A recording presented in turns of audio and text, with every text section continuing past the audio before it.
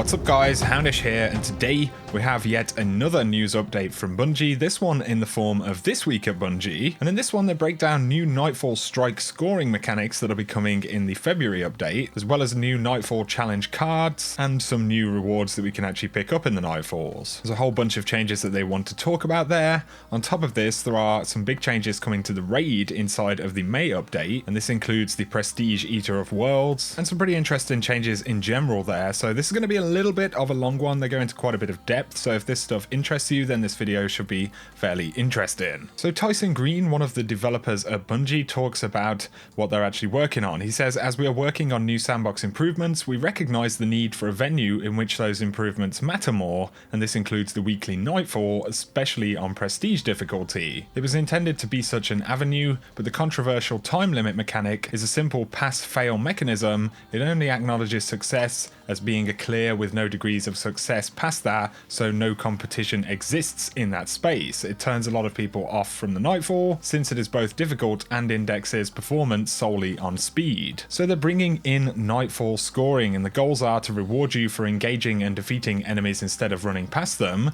avoid overemphasizing specific mechanics like precision kills that highlight certain areas of the sandbox, so that players are the ones who determine the most effective meta, rewards for you taking on greater challenges up to the limits of your own capabilities, and reward you for doing the above quickly and over the course of a short run versus long slogs over several hours. So scoring will be team-based and the sum of individual performances. A team should be able to focus on what works best, not feeling put out by who stole whose kill. Scoring is primarily driven by kills and secondarily by orb generation. We want you to find what works best for clearing strikes instead of telling you what weapons to use. We want to coordinate use of supers and other team support mechanics to contribute to high scores. We're interested in restoring special point awards based on medals, but we want your input to understand the basic meta first. The score will bleed over time. We are watching this closely. Score decay can feel bad, but all else being equal, a team that clears faster than another team should score higher. Score decay achieves this in the most transparent fashion. Scoring cuts off after the time thresholds at 15 minutes, so new points earned are reduced by 50%, and at 18 minutes you stop earning points and it's a race to finish the run and post your score. We want time to matter, but we also want to avoid some of the problems we saw in Prison of Elders, where a high score might involve punishing respawning combatants for a few hours until the novelty wore off. A good Nightfall clear shouldn't feel like a slog. So these are the scoring mechanics that they're actually putting in, but on top of this, there will be new Nightfall challenge cards. These are items that offer ways to boost the challenge in exchange for score multipliers. In 1.1.3, there will be a challenge card that drops from completing a Nightfall run. It has some customization options to help tune the challenge level to what you and your team are capable of. And we actually get screenshots right there. So you can see the score multiplier and the power handicap, which is interesting. And then we actually have modifiers right there on the card itself. And we can see one that's applied right here on the challenge card, so solar damage increases slightly from all sources, which is pretty interesting. But in terms of rewards, players will be able to see their and your scores on new Nightfall emblems available as drops in each Nightfall strike. These emblems and others like them are now the source of auras, which are automatically enabled if your personal score is above a global threshold. At first, the thresholds will be set based on what we think might be tough for players to reach, but we look forward to you showing us how much we underestimate you, and then we can raise the bar based on community scores. But you can see right here that they show us the inverted Spire emblem right there. This emblem tracks your high score for the Nightfall, the inverted Spire. You can see the personal best and the bonus threshold, and it actually applies a purple crown aura. So the auras will be tied to emblems, and presumably you'll always be able to apply that aura by putting the emblem on, which is pretty interesting. Although I think players are a little bit tired of emblems and things that track things in the game at this point, I do think it is actually a better implementation of, tracking emblems and the aura system in general. But you'll have to let me know what you guys think about that. I think it's a better way to do it, but I don't think this constitutes, fantastic rewards either. Along with the aura though, a personal score over the threshold will also unlock a fireteam wide buff that boosts Vanguard token drops in that strike by 25%. When your fireteam sees the Nightfall aura on your head, they know who's hooking them up. They do say that rarer variants of these Nightfall emblems will be available as drops at higher score thresholds. Obtaining these rewards is meant to be challenging, so we don't expect everyone to reach these scores or collect these items. And then they do break down some new modifiers that we'll see in Prestige Nightfall. So the modifiers will apply a multiplier to your score in the Prestige Nightfall. There is an ever-present score bleed to apply pressure to keep you moving,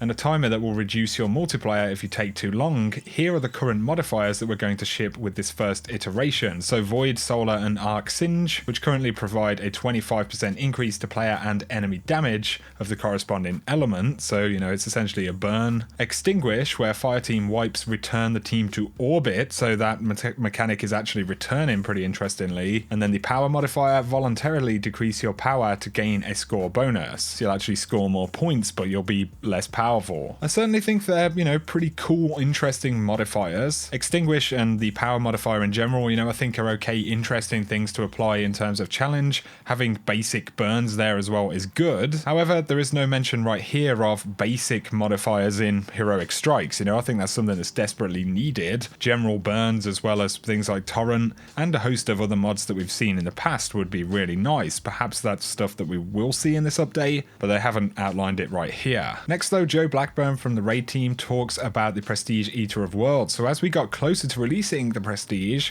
we knew that we wanted to do something more. Over the past few months, we've been prototyping a new way of adding difficulty and replayability to raid activities. Today I'm happy to announce that we have decided to push this feature forward and release it for all Leviathan raid content with the release of Expansion 2. Going forward, all raids will have a normal mode active at all times, and each week one raid or raid lair will have a curated loadout mode. This new version of Prestige requires players to complete raids filled with deadly enemies using a curated loadout of weapons and a special modifier that enhances the way you play. And here is a look at some hypothetical examples of that. So week 1, Eater of Worlds, and the modifier is marksman precision damage is increased. Landing a precision shot grants 1 ammo directly to the magazine, and the required loadout is hand cannon, scout rifle, and linear fusion rifle. For week 2, Expansion 2 raid lair, with the modifier gladiator, your melee damage is increased and melee kills grant bonus super. Your required loadout is sidearm, submachine gun, and shotgun. And then the example for week 3, Eater of Worlds, with the modifier conduit, each kill you get before reloading or swapping weapons gives you increasingly more ability energy. And this is with the required loadout of auto rifle, risk runner, and grenade launcher. But they do say that Prestige Eater of Worlds won't see any specific encounter changes, but all of the changes they just mentioned will be available for all of the raids. The goal for the Prestige mode is simple: provide new ways to engage with raid content each week, and new ways to engage with different weapons in your vault, and new rewards to chase. This is slotted on the roadmap for May. So I certainly think it's a very interesting idea, you know, having a kind of fixed way to play the raid. To be honest though, I think, you know, it's all about the reward system behind that. They haven't spoken about that just yet. If this is going to become the new way of Prestige modes being run in general, then it looks like we'll have to run one of these required loadout modifier versions of a raid to get Prestige stuff for the raid lairs. I'm certainly interested in it, but I think it comes down to rewards in a big way. I can imagine there's going to be a lot of people though who won't be too thrilled at the idea of having a fixed kind of loadout. It's interesting right here, you know, they're fixing the loadout. Previously, one of the other devs spoke about having a certain amount of freedom, so it's kind of complete opposite ends of the spectrum, but it is designed to, you know, give you a challenge. And of course, they reiterate that Crimson Days is 5 sleeps away, so it will be launching on Tuesday. This will happen at the reset time. If you want any more details about that, I do have a video that I made recently. On top of this, I did make a video today about the Activision earnings conference call. They spoke about Destiny 2 quite a bit. There will be a September or end of 2018 release, much in the same style as the Taken King that we saw previously. On top of this, they speak about the Eververse earnings, the pre-orders of DLC and everything like that, and generally the kind of focus for Activision and providing new content and fixes for the game to re-engage players. So if any of that stuff sounds interesting, you can check it out in that video. There is also a statement in there from Deej about the changes to the Bungie.net forum, so you guys may have heard about some of the changes. You actually have to be a player of Destiny 2 to post any feedback in the forums, and this has had some very mixed response from people in the community and people in the internet in general. So if you want any more details about that, that video will be linked down below. But that is going to sum up the news inside of this video. So a lot of stuff about strike scoring, new rewards for the Nightfalls right there, as well as the Prestige changes that they want to put in May. A lot of stuff to take in, so I'm curious to hear what you guys think in the comment section. I certainly think it's a mixed bag of some very good ideas and some stuff which kind of hits or misses the mark dark in some situations, but we'll have to see how it actually pans out. Anyway, if you have enjoyed the video, a like is very much appreciated. If you're new to the channel, be sure to hit subscribe to see more Destiny 2 content. For now though, I hope you guys have an awesome day.